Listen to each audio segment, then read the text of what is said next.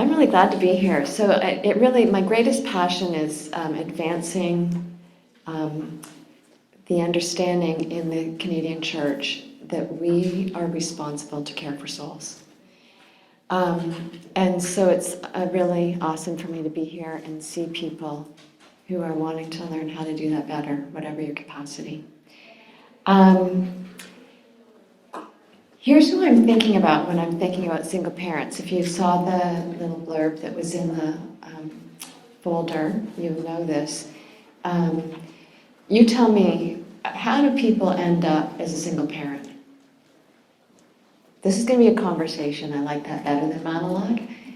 So what are some of the ways that people end up being a single parent? Divorce and death. Divorce and death, which are very different from each other. Can you think of another one? Living together. Say that again? A broken marriage but yet living together. Yeah.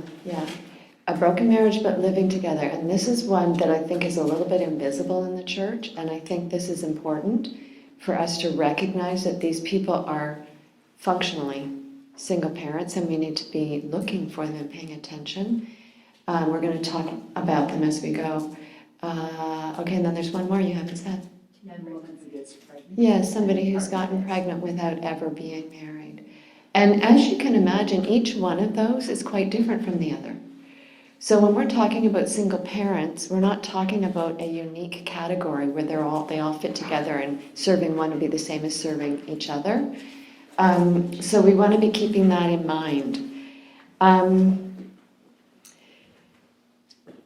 We're going to be thinking about together three things. I've got three categories of thought. The first one is the aspects of single parenting that can make it uniquely weighty, so different than some of the other weights of life. How God meets that weightiness through his lavish gospel provision, and how we in the church can be used by God to help single parents thrive, not just survive. So I'm going to be using, I don't know if any of you are familiar with these books. They're both called Instruments in the Redeemer's Hand. It's a really good tool. And I'm sort of using the outline of this book as I think about what we're going to be talking about today. This is kind of like the Coles Note version. So if you're looking for a shorter way to read it, if you want to look at those afterwards, I'll have them here. You can have a look at them. The subtitle is, Instruments in the Redeemer's Hand is the title. The subtitle is People in Need of Help, Helping People in Need of Help. So we're all in this together. So the outline is, we care for people by loving, by knowing, by speaking, and by doing. Us doing and the person that we're trying to help do. So we're going to talk about love and know first. So if we're going to love a single parent well, one of the things that we need to be doing, the very first thing we need to be doing is checking our own hearts. And one of the things I think, who of those categories that we just said, single parents, who would be the ones where you might have to check your heart the most?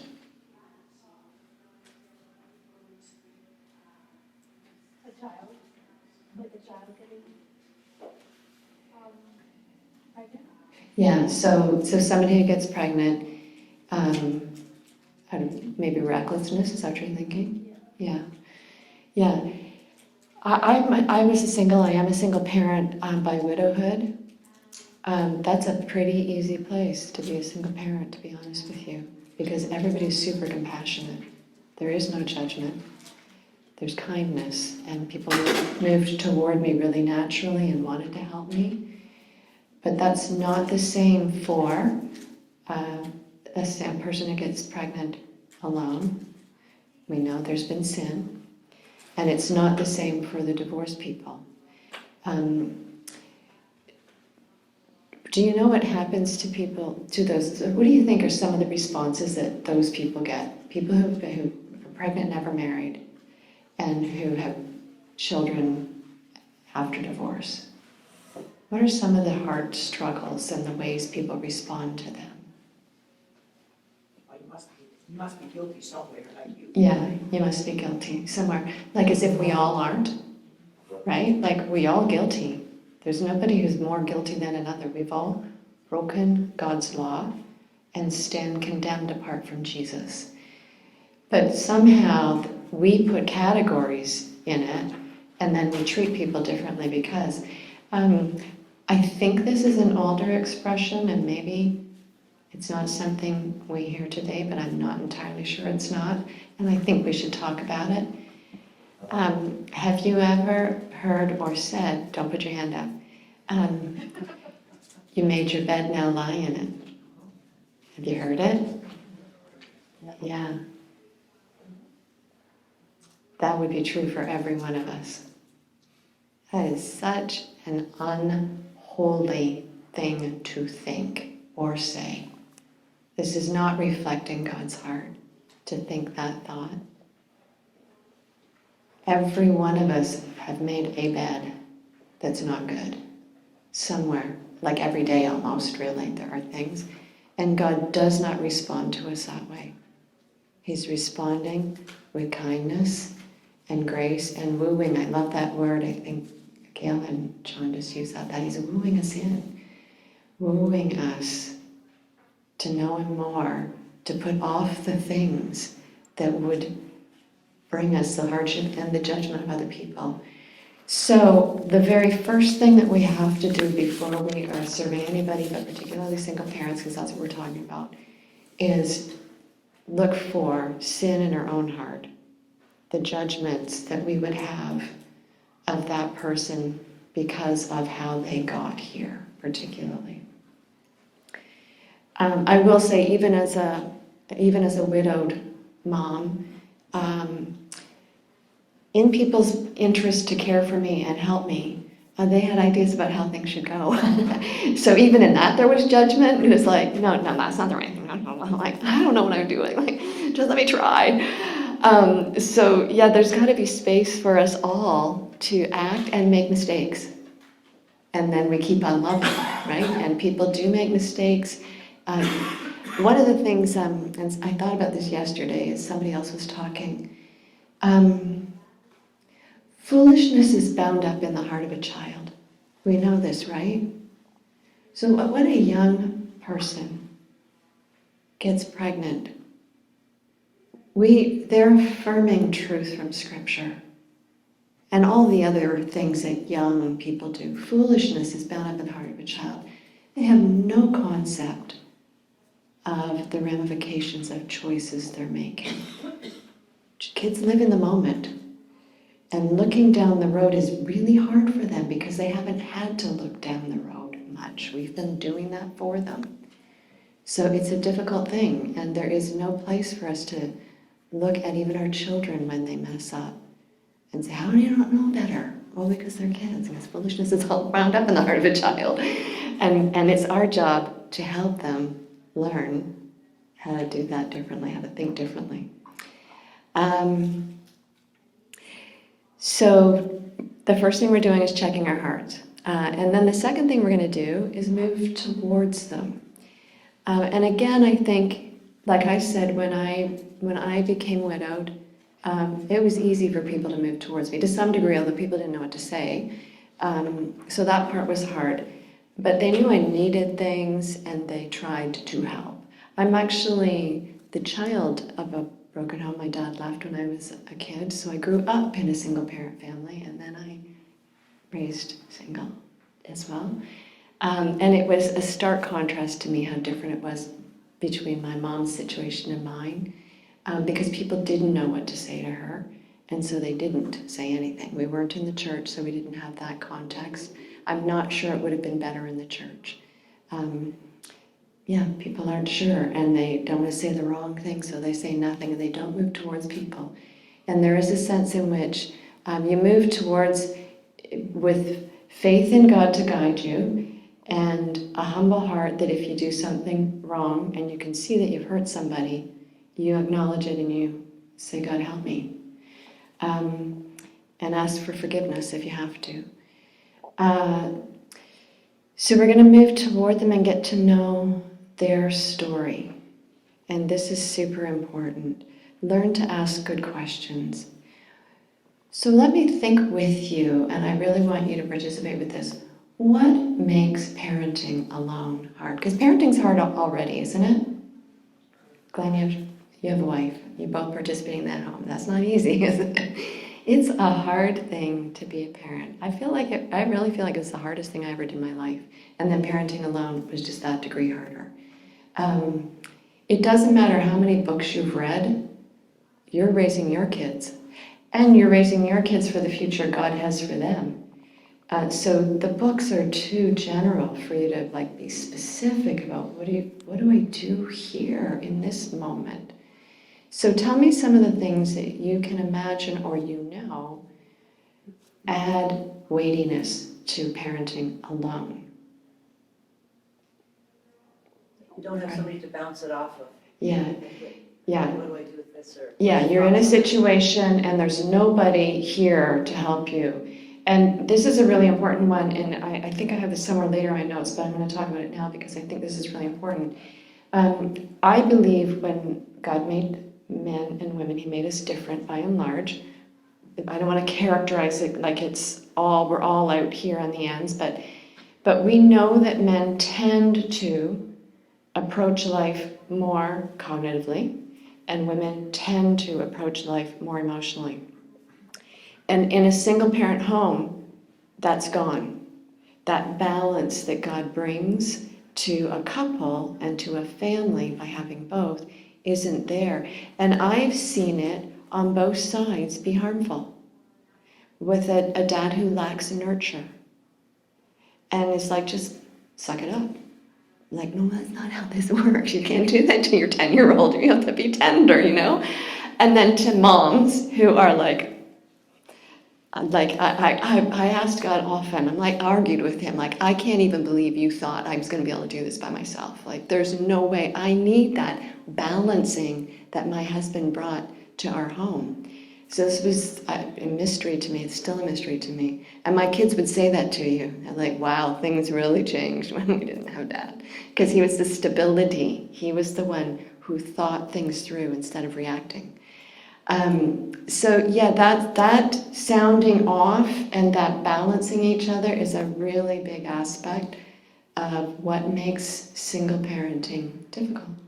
What else do you think, Glenn? It's similar vein, but being able to tag team, when I'm in a hot spot with one of my kids, for my wife to be able to step in so I can take a break. Oh yeah, She's overwhelmed, and I can. Yeah, I think I'm gonna repeat things just to make sure it all gets caught in the recording. But yeah, the tag teaming when you're not really responding well and somebody else can step in and help respond differently, which is such a significant one. I remember when I had a husband having a terrible day with a baby, it was a baby, and just he was crying all day, and by the time later afternoon I was crying too, and my husband walked in the door and took that baby and he was calm, and I was that wasn't feeling good to that child, my unsettledness.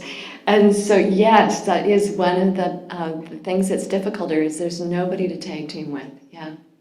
Other things you can think of?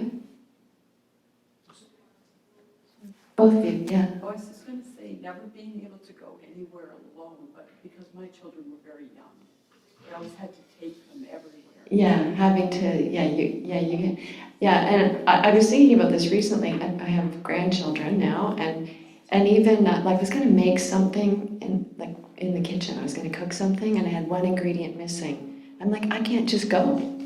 I can't just go to the grocery store and get that thing because I've got them, and they were in bed at this point. So that sense of I am alone in this, but everywhere I go, I have to bring them because I can't leave them alone. Yeah, so there are practical complications like that. Other things you can think of? I'm not a single parent, but I can imagine it must be really hard when you live that, let's say, broken single parent even, through divorce or whatever. Yeah. There must be shame. Yeah. And that you then would have a hard time talking to someone with your struggles, feeling ashamed, you know what I'm trying to say? Yeah, absolutely. Okay, so let's focus on this one for a little bit. So what's your name? Ina's raised the idea of the inner struggles that are going on inside of the heart of single parents, and one would be if you recognize I got here through some sin, or people are looking at me like it's been my sin, because sometimes in divorce, somebody's a victim. We have to acknowledge that. But people are looking at me, and so there's a sense of shame that single parent is carrying that's different than a parent who's trying to parent with a spouse. And that's significant. What are some of the other inner struggles, like in the heart struggles, that a single parent might face? Maybe the why question. Why? Yeah, how did I get here? Yeah, why me? How did I get here? What did I do wrong? Why didn't I know better? Yeah, some of those kinds of things. Anger, yeah, absolutely. Anger at, potentially like anger at a spouse, anger at a person who got you pregnant, that could have been rape. Anger at God for doing this to me. Yeah, those would be some real. There has to be voice for this. There has to be a place where people who are struggling with these kind of things can say so and not be met with judgment. Fear. Fear, my kid may not have the same opportunities because I'm a single income household or whatever. Yeah, so I hear you touching on two things there. Fear, that could be a million things. I know this well. And then the financial piece. So yeah. Anybody know two-parent families that are struggling financially? A one-parent family is struggling financially, almost for sure. That's a really hard thing.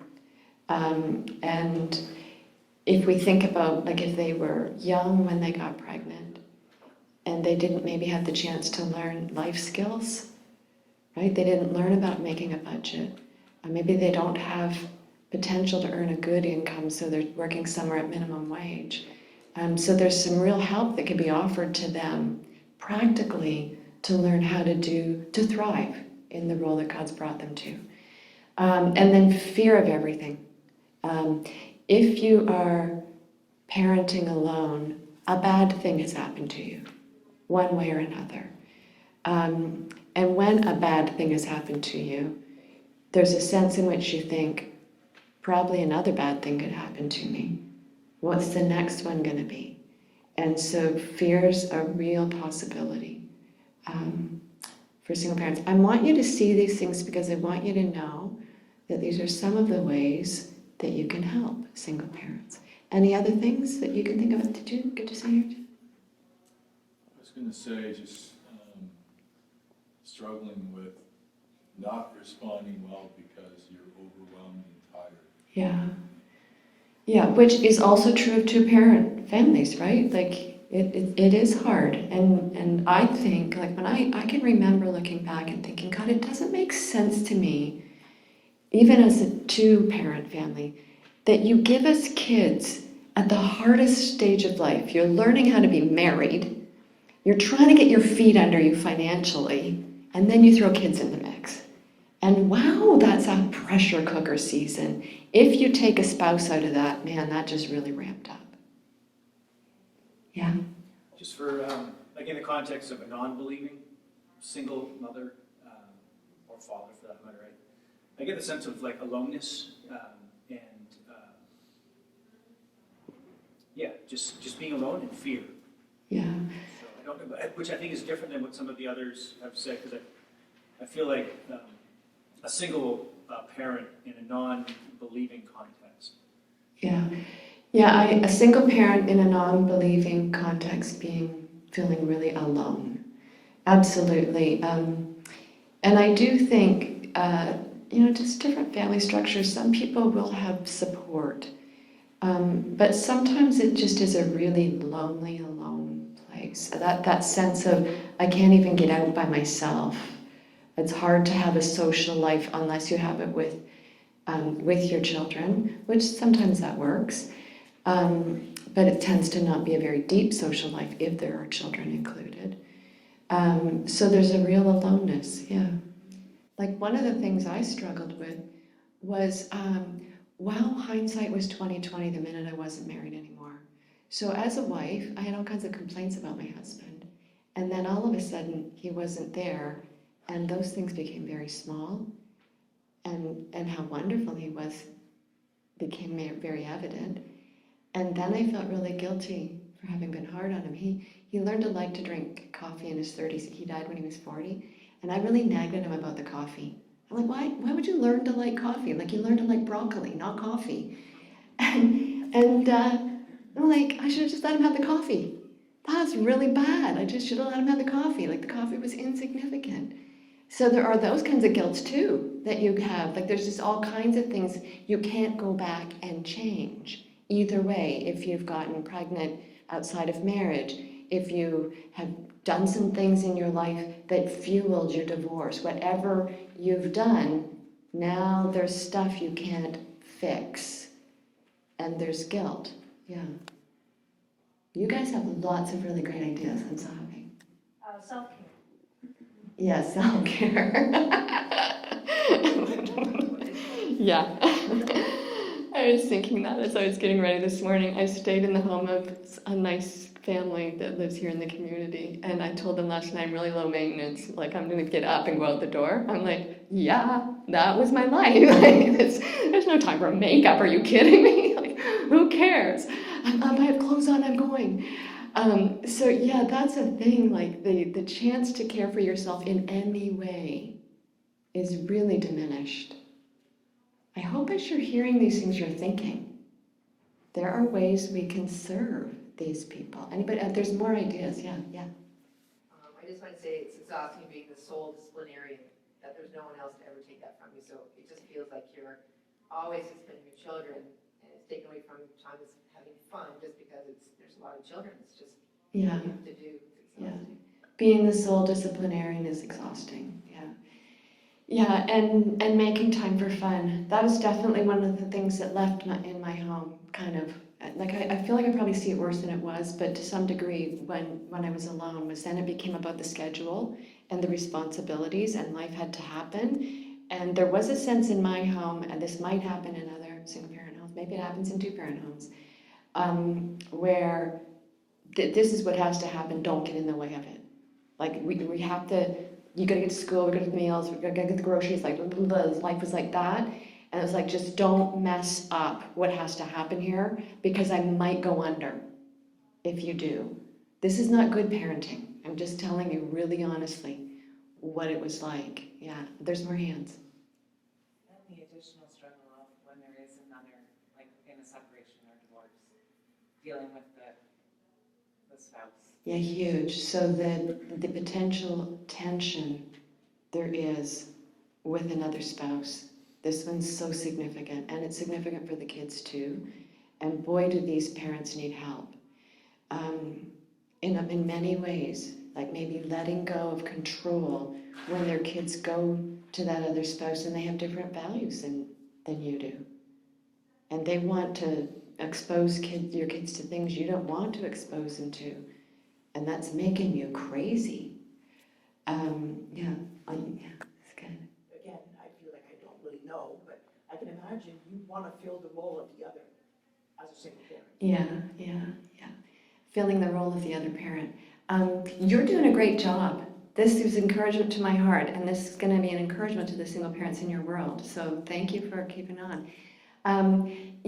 So this is a thing, like if there's two parents in a home, is there division of labor in your two-parent homes? Like somebody does this stuff, somebody does this stuff, and all of a sudden one parent's doing it all. And I have people say to me, you don't have to be both mom and dad. I'm like, yes, I do. Help me understand that, because yes, I do. There's only one of me now. I had never looked in our furnace room. I had no idea where the furnace filter went. I knew nothing about water softeners. Those are just the practical things, never mind the parenting. But practically, I was inept at things that my husband was really good at. And all of a sudden, it was all on me. And I did have to do it all. There was no like, oh, well, just ignore the water softener. Like, well, it doesn't matter if you replace the filter, that's okay. And then all the other things that go along with that. Yes, yeah. There's lots to learn if you're a single parent. Yeah. I think one thing was the grieving process. So I think maybe if you're widowed, it might be a little bit obvious to others that you're grieving, but Right. it's also there in a separation and a divorce, or if you get pregnant outside of marriage. It's that grieving of the life that should have been, or that how God designed it to be. Yeah. Grieving that. Yeah, absolutely. And I love that you can see the grief in all of them, because there is grief in all of them. We haven't revisited the woman or the person who's living in a marriage, but the other person is absent for whatever reason. Sometimes that other person is absent because of mental health problems. They have nothing to bring to the table. Sometimes they're absent because they want to be. But it's not always willful, but sometimes there's that, and that person is grieving too. There's just grief. And really, this is kind of the grief of living in a broken world, isn't it? Like, it broke. And all of it's somewhat painful now. And there are splashovers of heaven in our world where we can see the beauty of God and His goodness. But there's a lot of what's happening here that's really hard. And so that's one of the inner struggles, is there will be grief. And the hard part, I think, for, like you said, a widowed person is obviously grieving. And people know that. And they say things to try to touch that grief. But somebody who's separating or divorced, that's not as obvious. And there's not always space for the voice of that grief, and there needs to be. These are great. I'm just going to quickly look at my notes to see if I had anything you didn't come up with. Can I add to that also? Okay, yeah. Also that there should be space to grieve, but also if you actually were to, you would seem strange to grieve when your husband leaves. People would be like, what do you mean you're grieving? And so you're not even allowed to. Right. You just carry it by yourself. Well, I thought, like, this is going to be better for you, right?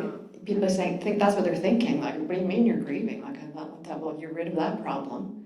That's not how it feels. There's a grief. Nobody stands at an altar and makes those vows with that in mind, thinking it'll be okay if that happens. Nobody. I mean, not in the Christian world for sure, but I think even in the secular world, people are writing a happily ever after story. And in a broken world, those are not always the case. I think one that we haven't exactly covered is logistical complications. A single parent can't be in more than one place at one time. And so if kids need to be doing different things, this is a mess. Like they don't know how to do that, or it's like, no, you don't get that opportunity because I can't get you there. So there are those kinds of things too. Here's the thing I want you to know though. All of these things are possibilities, but they may not be the case in the person in front of you. So what you need to do is know their story. You can't assume you know because you've thought about what the difficulties might be. So we learn by getting to know people. And we want to make sure, I'm going to tell you, some single parents are going to be suspicious of you, just like anybody else. Why are you asking me? So make sure they know you care and you plan to do something about it. I mean, it doesn't help if somebody just knows, but if they're going to say, I'm going to walk alongside you, or I'm going to take your kid to ballet for you, or let me pay for the ballet, or something like that, then they're going to feel like, okay, I'm going to let you in a little bit, and maybe a little bit more. Make sure they know you're just not being nosy. That's in my notes. I feel like it's worth saying. Help them know that you are trustworthy, that you're not going to judge and that you're not judging them, that you're here as part of the body of Christ to be what God made us to be in each other's lives. And that is helpers along the way. And then at some point, we have relationship enough to earn the right to speak. And we need to earn that right. It's not automatic that we have a right to speak. Sometimes people trust us and they come to us. They're saying, please help me know how to. We've already earned the right to speak, but if we're not in that place, we move towards people and let them know we really care and we love them and we're here for the long haul with them. So I'm going to say in this section what I want to do is highlight that there are needs that a single parent has that everybody else has. And I would say the primary one is intimacy with God. We cannot do, any of us, the life that God called us to with our own strength. And if you can, you're not doing the life He called you to. I was going to say, if it's the life He's called you to, He's essential in it. So we want to help promote intimacy with God. And I love the language that I've heard here so far, all of it together. Spiritual disciplines, yes. But this is a book on spiritual disciplines. It's going to be a giveaway in a moment. Habits of Grace by David Mathis. I love this one because sometimes I think spiritual disciplines sound like a checklist.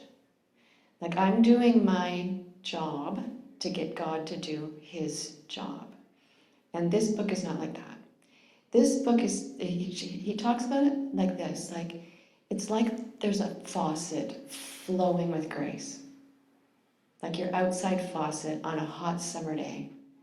And it's just flowing. The grace is there all the time, endless. And we stick our mouth under the tap to get a drink. That's what spiritual disciplines are. It's just us putting our mouths under the tap to receive the gifts that God has for us. So we want everybody, but single parents particularly, to know how to access the gifts God's given. And that's by helping them develop intimacy with God. So his outline is basically there are 3 categories of spiritual disciplines. We have God's voice, we have God's ear, and we have God's body. Those are the 3. We get His voice in a myriad of ways. There are all kinds of ways to talk to Him, but mostly just talk to Him. One of the things when I'm counseling that I hear fairly regularly is, I've never talked to God that way before. I'm like, what way? I'm just talking to Him. And that should be as natural as talking to each other for us. And we want to help cultivate that kind of a relationship with Him that helps that single parent who's in that moment, the crisis moment where there's nobody to spell me off here and I'm hot. God, I need you right now. Please help me.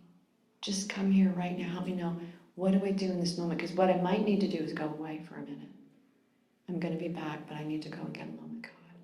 Or maybe in the moment, there's enough of a relationship with Him and the self-control that comes from Him to diffuse you and bring you to the place where you're speaking words of life to your child instead of words of death, which is what that heat is going to do if we're exploding out of that.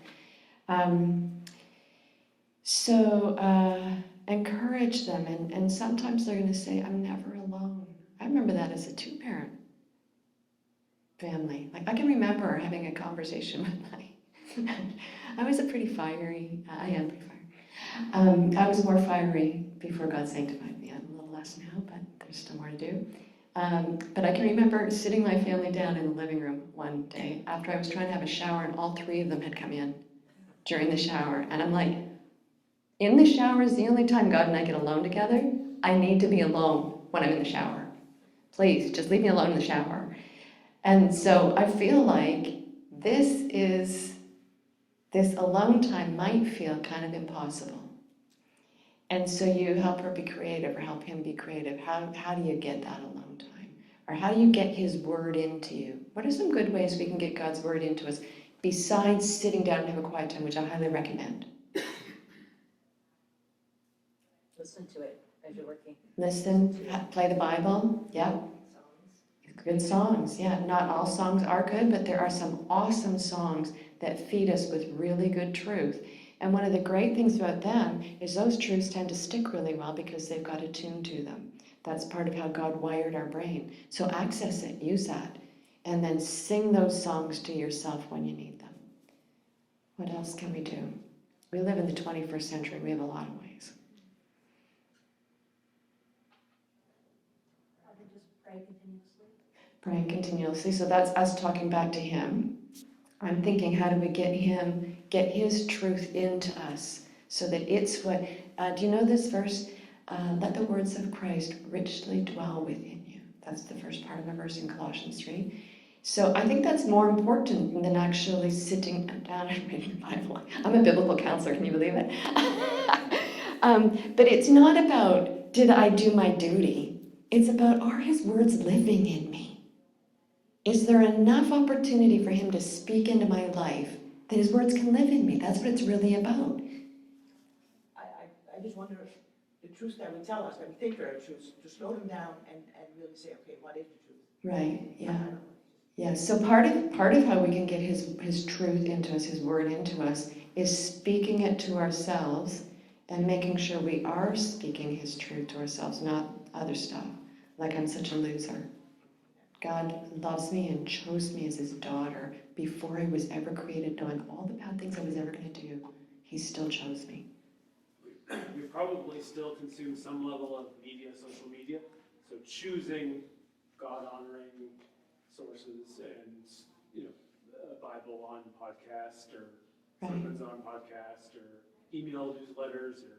Right. We have all kinds of ways through the internet to be fed God's truth. And that's really helpful. Even if you like social media and you're using social media and your social media doesn't have good things on it like Desiring God or Tim Keller's daily quotes or the Gospel Coalition or things like that, where you're getting it's a bite, but take the bite. Use that bite and you had something too. Along the same line, I have a friend who is a widow. Her kids are grown up, but she spends a lot of time alone during the day, and she listens to wonderful podcasts. Yeah, and she sends them to her friends, and it's great.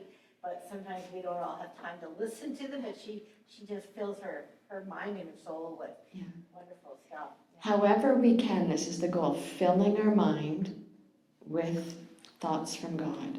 So podcast is a good one. And actually, here's the thing you could do. Maybe you're the person, that single mom's never going to find those podcasts, I can just tell you that. But maybe you're the person who can be the one who found a good one and say, I know this would minister to you. You should listen to this one. And be that trusted person that's not going to send 1,000,000, but going to send the one that she knows, I should listen to this because I trust her. She's been right on before. And also, I guess if you do have time to be social, to pick your social friends. Yeah, you one of the things that has really stood out to me, I don't know if you would be familiar with a book called, John Piper, his big one, from years ago. No, the other, the one, don't waste your life, the one with that will make you never want to go pick shells on the shore in Florida. One of the things he talked about in there was wartime mentality, and we all need a wartime mentality, and single parents need to know they need a wartime mentality. And the difference in wartime is there's nothing wasted. So your social life isn't just casual social life, it's intentional social life. You make time for people who help you grow in the strength that God offers you. One of the things I will say that one of the ways we get it wrong is encouraging people to be strong. Nobody has the strength for the life that God's called them to. Single parents don't. So we are calling people into weakness so that God can make Himself known in His strength. I have no clock in here. 10:40. When are we supposed to be done? No? Okay. Okay, I want to say this one. They also need a good parenting book. Don't just give it to them though. Tell them you'll read it with them. Share thoughts from it. help them think about how it applies to their life. So buy them a book. I feel like this is like, if you're going to buy one, just buy this one. It's Paul Tripp, Parenting, 14 Gospel Principles that can radically change your family. And I feel like every parent should have this and they should never put it away, honestly. You look up one principle a month and that'll take you through 14 months. The first one that he speaks about is, as parents, we're ambassadors, not owners. That changes everything. If we understand that I am God's representative in these children's lives, that means God's goals set the agenda. That means God's means are my means for how I do things. So they need help with parenting. Parenting is a hard thing for everybody. What is the hope of a single parent? Not a husband or a wife. I'm going to tell you this. It wasn't the hope. It's not the hope of married people either. We have one hope. And if we put our hope in anything less than the grace of God, it's going to be too small for life.